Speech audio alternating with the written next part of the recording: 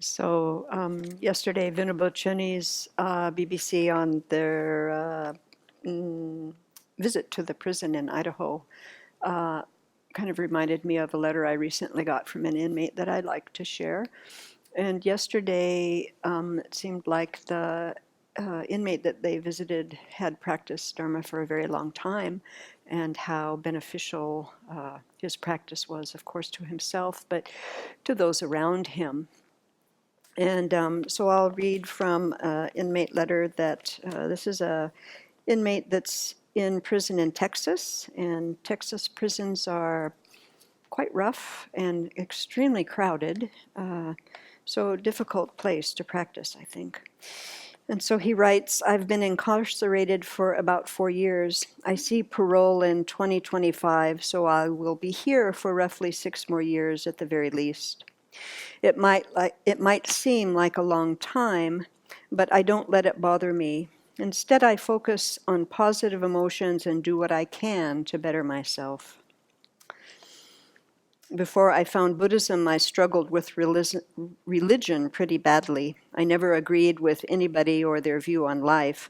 I honestly didn't even know what I believed. I sort of just moved along through life.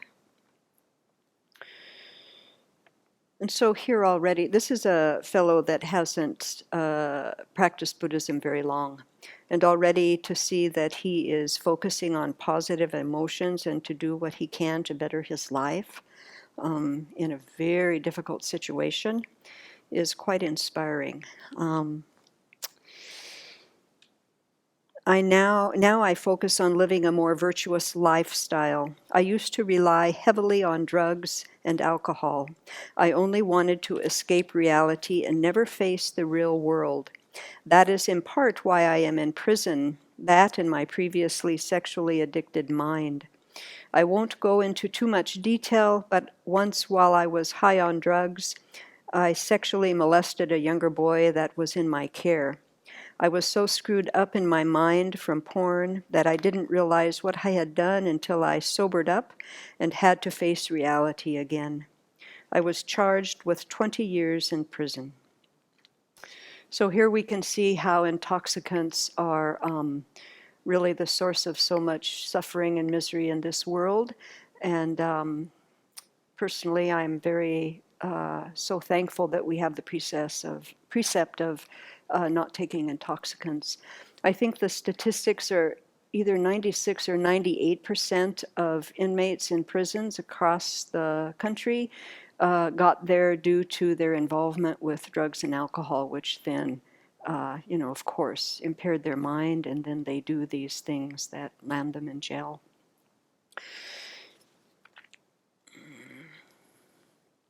He continues to write, prison has been the best thing for me.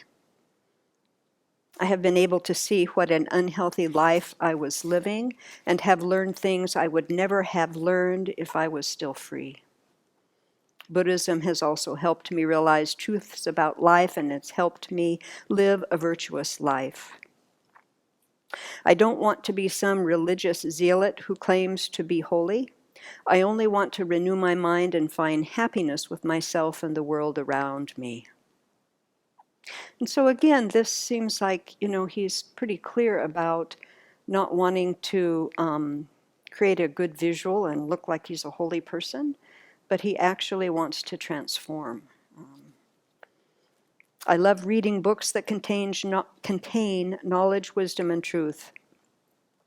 I'm still fresh to Buddhism, but I wholeheartedly believe in living a good life and loving others. My friends claim I am the nicest person they know. They say I live with no biased feelings. And so again, here he is practicing equanimity. I struggled to practice equanimity, and here he's practicing equanimity. I can't say I always agree with them, but I do try to be a loving person, showing no ill heart towards anybody. I know what it's like to be hated. I believe that is why I enjoy Buddhism so much. The open heart of Buddhists is so warming. And so this reminds me again of no matter what we do in our life, we all have Buddha potential, and if we meet the right circumstance and start practicing the path, our heart opens and we see our potential, I think.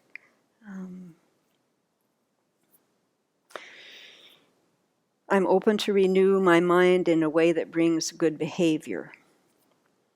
So I can't wait to hear about ways to increase my positive feelings. So here's a fellow who is taking responsibility for his past actions, it seems to me. And he's taking his current situation on the path instead of being angry and feeling like the victim, which some inmates do, and some of us do.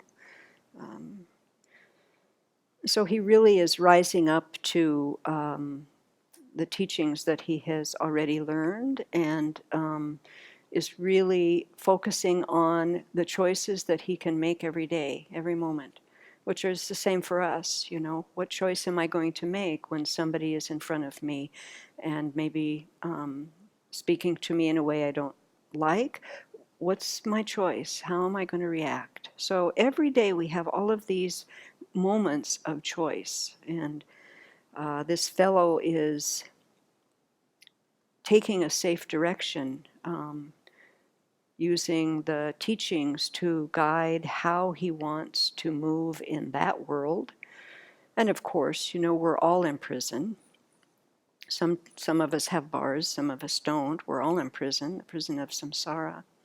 And so we all every day have the choice, how are we going to react and respond to what's in front of us?